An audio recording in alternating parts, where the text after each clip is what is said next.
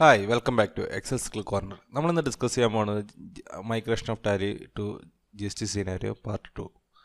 Part 2 എന്താണ് നമ്മൾ നടക്കുന്നത്? നമ്മൾ പാർട്ട് 1 നമ്മൾ മാസ്റ്റേഴ്സ് എല്ലാം അപ്ഡേറ്റ് ചെയ്തു, അതായത് നമ്മുടെ പുതിയ ലെഡ്ജർ അപ്ഡേറ്റ് ചെയ്തു, അതുപോലെ GST റേറ്റ് എല്ലാം അപ്ഡേറ്റ് ചെയ്തു, ടിൻ നമ്പർ അപ്ഡേറ്റ് ചെയ്തു, GST നമ്പർ അപ്ഡേറ്റ് ചെയ്തു.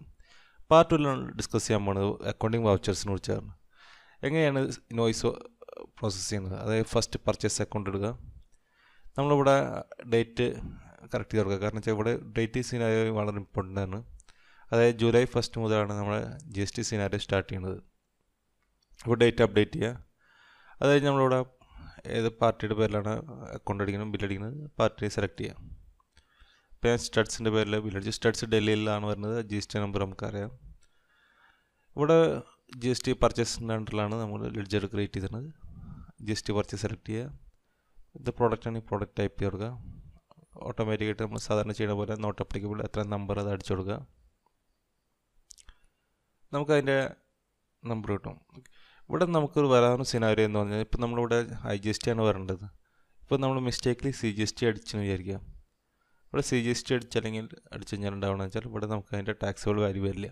അപ്പോൾ സിസ്റ്റം ഓട്ടോമാറ്റിക്കായിട്ട് ഇവിടെ ഐഡൻറ്റിഫൈ ചെയ്യേണ്ടത് ഇൻട്രസ്റ്റ് റേറ്റ് ആണോ അതോ അല്ലെങ്കിൽ ഇൻട്രസ്റ്റ് റേറ്റ് ആണോ ഓട്ടോമാറ്റിക്കായി ഐഡൻറ്റിഫൈ ചെയ്യും. ഇവിടെ നമ്മൾ IGST അടിച്ചു കൊടുത്താൽ മാത്രമാണ് എമൗണ്ട് വരുള്ളൂ.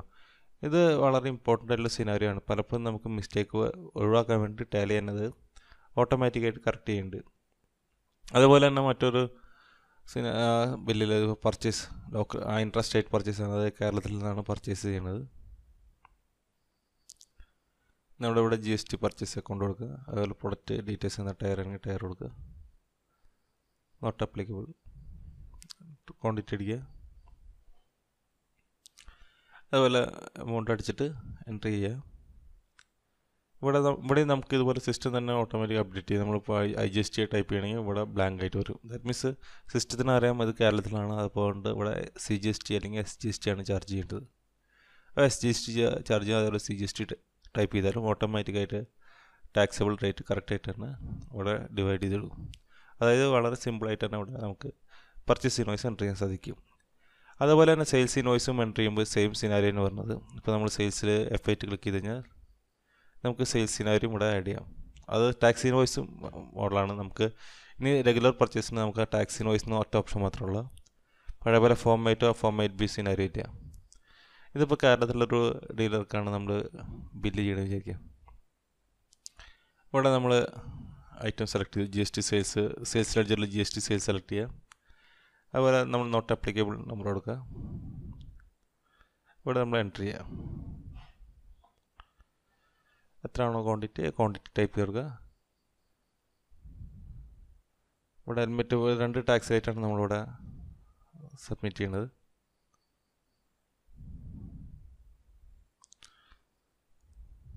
ക്വാണ്ടിറ്റി 10 ടൈപ്പ് ചെയ്തു.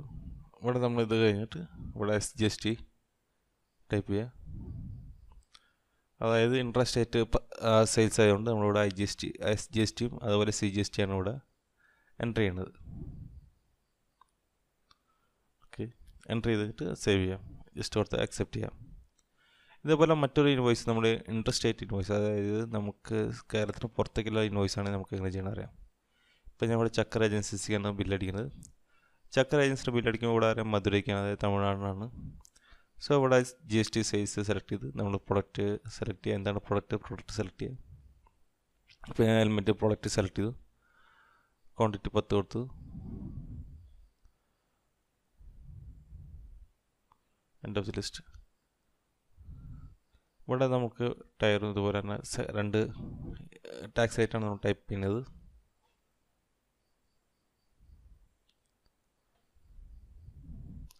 എന്നിട്ട് ടാക്സിൻ്റെ പോർഷനിൽ നമ്മളിവിടെ IGST ടൈപ്പ് ചെയ്ത് കൊടുക്കുക. ഓട്ടോമാറ്റിക്കായിട്ട് ടാക്സ് പിക്ക് ചെയ്യും. ഇത് നമ്മൾ സേവ് ചെയ്ത് കൊടുത്തു കഴിഞ്ഞാൽ ഇവിടെ നമുക്ക് സെയിൽസ് ഇൻവോയ്സും സേവ് ചെയ്യാം. ഇനി നമുക്ക് ഇതിൻ്റെ എങ്ങനെയാണ് പ്രിൻറ്റിങ് ഫോർമാറ്റ് വരുന്നത് കാണാം. ഇപ്പോൾ നമ്മൾ എക്സാമ്പിൾ ഇതുവരെ ഉണ്ടായിരുന്ന പ്രിൻറ്റിങ് ഫോർമാറ്റ് അല്ല GST സിനാരിയോയിലെ പ്രിൻറ്റിങ് ഫോർമാറ്റ് വരുന്നത്. GST സിനാരിയോ പ്രിൻറ്റിങ് ഫോർമാറ്റ് വരുന്നത് ഇവിടെ കാണാം. ഇപ്പോൾ പ്രിൻറ്റ് പ്രിവ്യൂ കൊടുത്തു കഴിഞ്ഞാൽ നമ്മൾ പ്രിൻറ്റ് പ്രിവ്യൂ കൊടുക്കുക. പ്രിവ്യൂ എസ് കൊടുക്കുക, പ്രിൻ്റ് എസ് കൊടുക്കുക.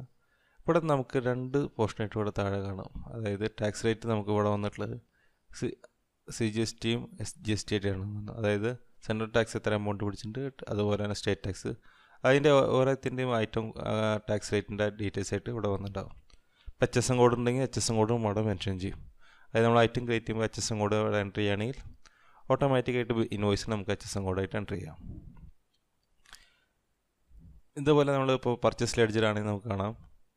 ഇപ്പോൾ ഐ ജി എസ് ടി വേറെ account, C G S T, S G S T, ഇത് സെപ്പറേറ്റ് അക്കൗണ്ടായിട്ട് ഇവിടെ മെയിൻറ്റെയിൻ ചെയ്യും. ഇതേപോലെ തന്നെ സെയിൽസിലും നമ്മൾ റിപ്പോർട്ട് എടുക്കുകയാണെങ്കിൽ കോളന്മാർ വെച്ച് റിപ്പോർട്ട് എടുക്കുകയാണെങ്കിലും സെയിം ഡീറ്റെയിൽസ് തന്നെയാണ് നമുക്കിവിടെ ഓരോ ഇതിൽ തന്നെ. സി ജി എസ് ടി ആണെങ്കിൽ C G S T, S G S T ആണെങ്കിൽ എസ് ജി എസ് ടി ആയിട്ടും ഇവിടെ നമുക്ക് അക്കൗണ്ട് മെയിൻറ്റെയിൻ ചെയ്യുന്നുണ്ട്. ഓക്കെ,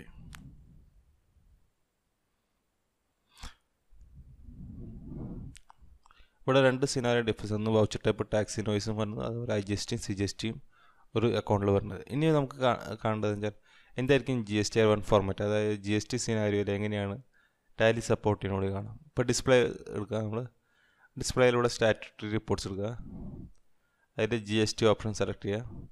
ഇവിടെ ജി എസ് ടി ആർ 1 എന്ന് പറഞ്ഞാൽ നമ്മൾ ഔട്ട്വേർഡ് സെയിൽസ് ആണ്. എന്താണ് business B to B sales കാണാം, അതുപോലെ ബി ടു സി കാണാം, ഇങ്ങനെ ഡീറ്റെയിൽസ് എല്ലാം കാണാം. ഇതിൻ്റെ നമുക്ക് റിപ്പോർട്ട് എടുക്കണമെന്ന് വിചാരിച്ചു കഴിഞ്ഞാൽ ഇവിടെ ഈ റിട്ടേൺ എന്ന ഓപ്ഷനിൽ ക്ലിക്ക് ചെയ്ത് കഴിഞ്ഞാൽ ഈ റിട്ടേൺ എന്ന ഓപ്ഷൻ സെലക്ട് ചെയ്യുക. നമുക്ക് അതിൻ്റെ എക്സൽ ഫോർമാറ്റ്, അതായത് എക്സൽ ഫോർമാറ്റിലേക്ക് അതിൻ്റെ എക്സ്പോർട്ട് ചെയ്യും. അതായത് നമ്മൾ G S T R return ഇതിലേക്കുള്ളത് എക്സൽ ഫോർമാറ്റിലേക്ക് എക്സ്പോർട്ട് ചെയ്യും. ഈ എക്സൽ ഫയലാണ് നമ്മൾ ഇവിടേക്ക് ജി എസ് ടി പോർട്ടലിലേക്ക് നമുക്ക് അപ്ഡേറ്റ് ചെയ്യേണ്ടത്. ഇതിൽ ഡിഫറെൻറ്റ് ഷീറ്റ്സ് ഉണ്ടാകും, അതായത് ഓരോ സിനാരിക്ക് ഓരോ ഷീറ്റ്സ് ആണുള്ളത്. ബി ടു ബി ഷീറ്റ്സ് ഏറ്റവും ഫസ്റ്റ് ഷീറ്റാണ് നമുക്ക് കാണാം.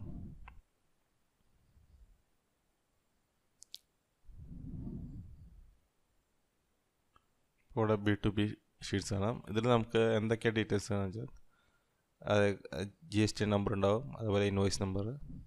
ജി എസ് ടി നമ്പർ ഇവിടെ നമുക്ക് നെയിം ഉണ്ടാവില്ല, കാരണം ഇവിടെ നെയിമിൻ്റെ ആവശ്യമില്ല. ജി എസ് ടി നമ്പർ വെച്ചിട്ടെല്ലാം ഐഡൻറ്റിഫൈ ചെയ്തിട്ടുണ്ട്, എന്തൊക്കെ പേരുകളെന്നെല്ലാം ഐഡൻറ്റിഫൈ ചെയ്തിട്ടുണ്ട്. അപ്പോൾ ഈ സിനാരിയോയിലാണ് ഉപയോഗിക്കുന്നത്. അതേപോലെ നമുക്കിവിടെ ഓരോ സിനാരിയോ കാണാൻ പറ്റും. നമുക്ക് എന്തെങ്കിലും എഡിറ്റ് ചെയ്യണമെങ്കിൽ എഡിറ്റ് ചെയ്യാം, ഡ്രിൽ ഔട്ട് ചെയ്യാൻ പറ്റും. എന്തെങ്കിലും മിസ്റ്റേക്ക് ഉണ്ടെങ്കിൽ ഇവിടെ തന്നെ കറക്റ്റ് ചെയ്യാൻ സാധിക്കും. സോ ഇത്രയും സിനാരിയോസാണ് നമുക്ക് ജി എസ് ടി ടൈലിൽ, പുതിയ ടൈലിൽ ജി എസ് ടി സിനാരിയോ ടൈലിൽ. സോ നമുക്ക് കൂടുതൽ ഡീറ്റെയിൽസ് നമുക്ക് ഒരുപാട് വർക്ക് ഈസി ആയിട്ട് ചെയ്യാൻ സാധിക്കും. ജി എസ് ടി എല്ലാം ഈസി ആയിട്ട് അപ്ലോഡ് ചെയ്യാൻ സാധിക്കും. Okay, all the best.